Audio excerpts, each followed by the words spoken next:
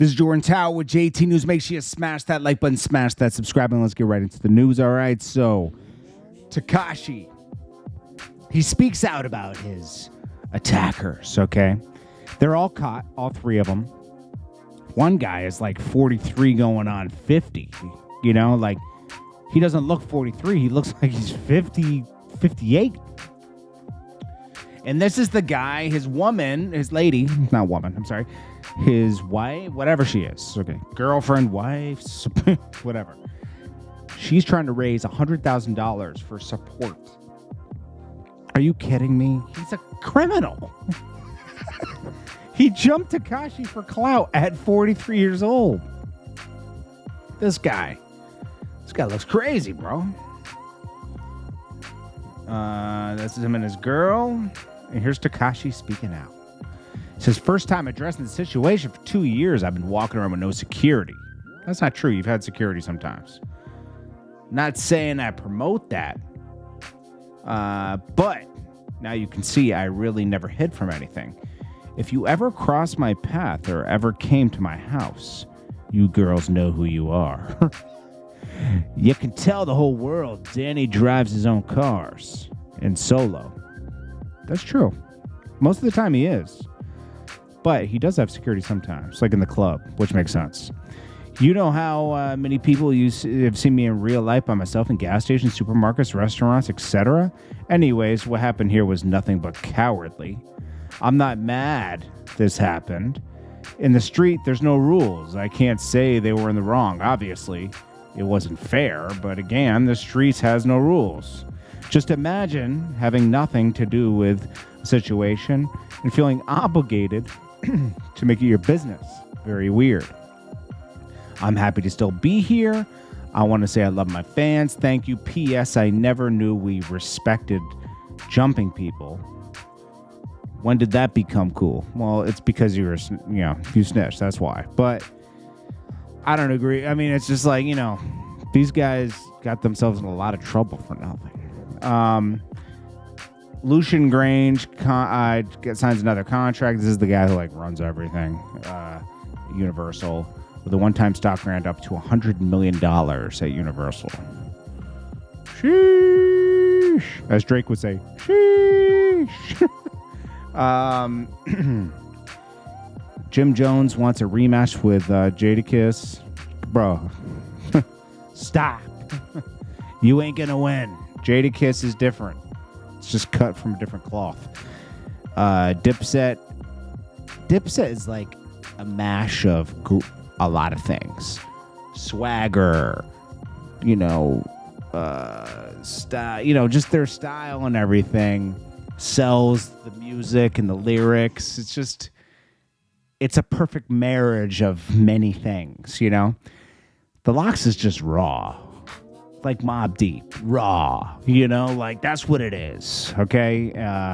Fabulous is more on the swagger tip. There's different kinds of rappers. JordanTower is going to eat you guys alive every time. He's prepared for any situation. I'm sorry. Top 5 that are alive. Then we got 50 Cent. Okay, so Beanie Sigel says he never dissed Jay-Z on the track with 50 Cent. Cut! You were upset about Jay-Z, and you dissed Jay-Z on the track with 50 Cent. It's okay. I know you said you didn't. It's all right. Love Beanie Sigel, but he was going through it at the time, looking for someone to blame. We've all been there. We've all been there where you're looking for someone to blame. I feel like he's in a better space now. Tony Rock calls out Will Smith and says, you never tried to reach out to me about my brother and make things cool. You lied in your apology. I could see that. Tate brothers are out. They're on house arrest. They're in a weird situation. It doesn't seem like these people bringing charges have any evidence. Otherwise, they'd still be in jail. So, it's easy to accuse somebody of something. It's hard to prove it.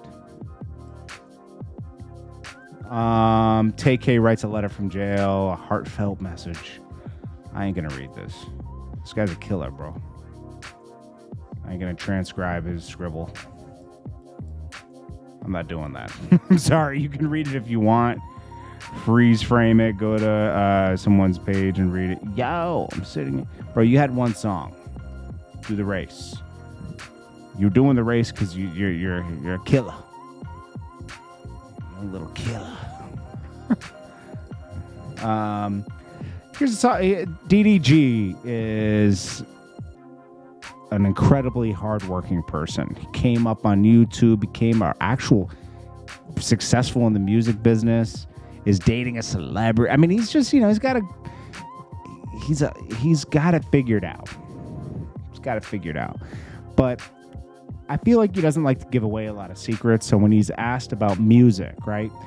I guess he signed to Universal or Atlantic. I can't remember which one. But he says he signed. His first album didn't do that well. And then, they kind of moved on from him because, they put up a lot of money. He didn't make any money back. So he started dropping stuff solo. Here's the thing. He says, I made the most money off these songs because I dropped them independent. You can't drop independent once you've signed to a major.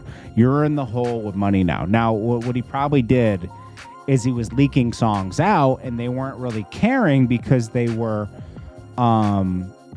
they didn't care. They moved on from him. He didn't leak them where he was making money on, like, they wouldn't put it on, let it go on Spotify and stuff. I'm sure he was leaking it on, like, YouTube and stuff like that. And they weren't ripping it down because it wasn't a registered song with the company.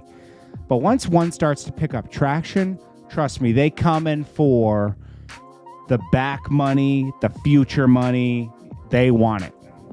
And that's what he says happens when he keeps saying, I signed this song over because, so they could put their machine behind it. No, you had to contractually.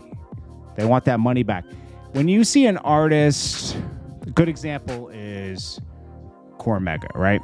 He was signed to Def Jam. He recorded an album called The Testament, right? Then he wanted out of his contract.